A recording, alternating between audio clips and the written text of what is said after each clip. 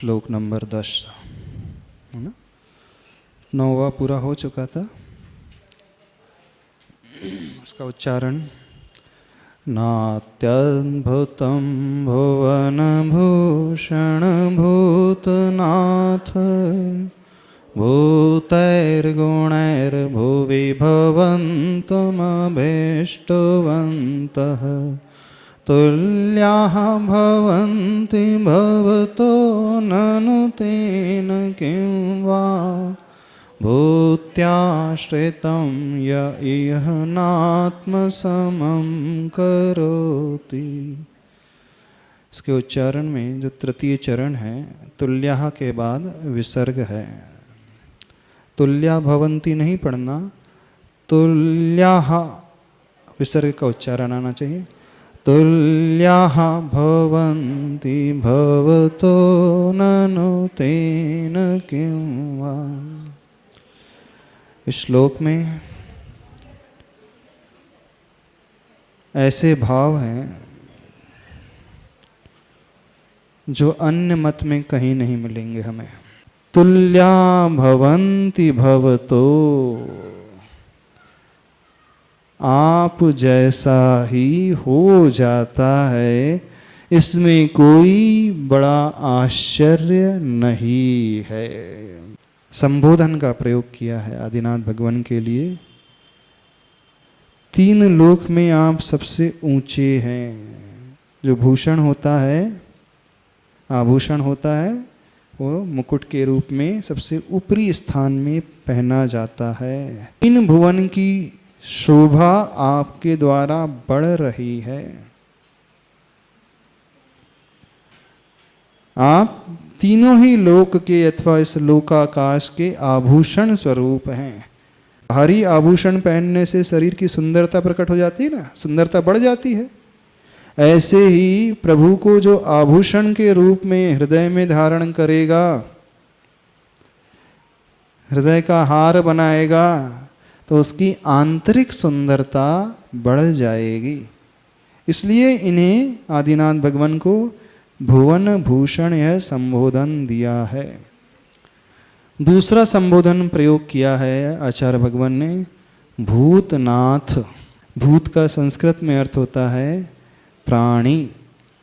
तो आदिनाथ भगवान कौन है? भूतनाथ। हम सबके, हर प्राणी के वे नाथ हैं।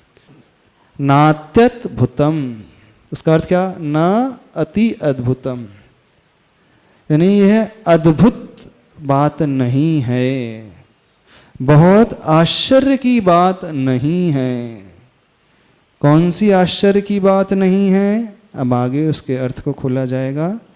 हे भुवन भूषण, हे भूतनाथ, ये बड़े आश्चर्य की बात नहीं है। कैसी?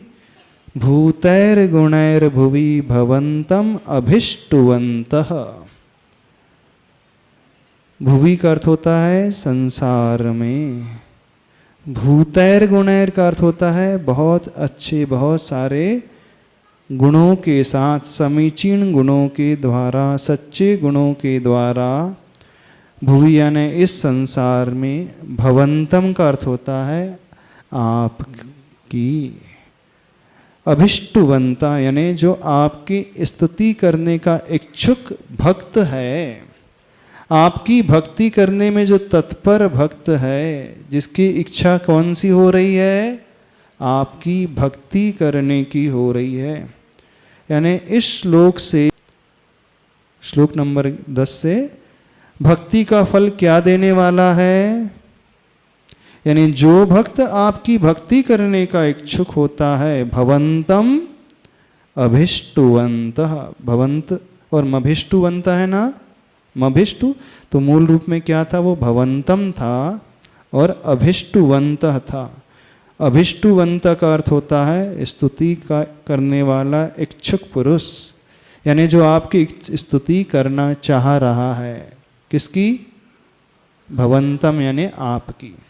यानी संसार में जो प्राणी आपकी स्तुति करने के लिए भाव पैदा कर रहा है, कैसे स्तुति कर रहा है? भूतैर गुणैर। यानी सच्चे गुणों के द्वारा जो आपकी स्तुति करने का इच्छुक है वो क्या हो जाता है? तुल्या भवन्ति भवतो, आप जैसा ही हो जाता है, इसमें कोई बड़ा आश्चर्य नहीं है। यानी भगवान की स्तुति करने वाला भक्त क्या बन जाता है? स्वयं एक दिन भगवान बन जाता है।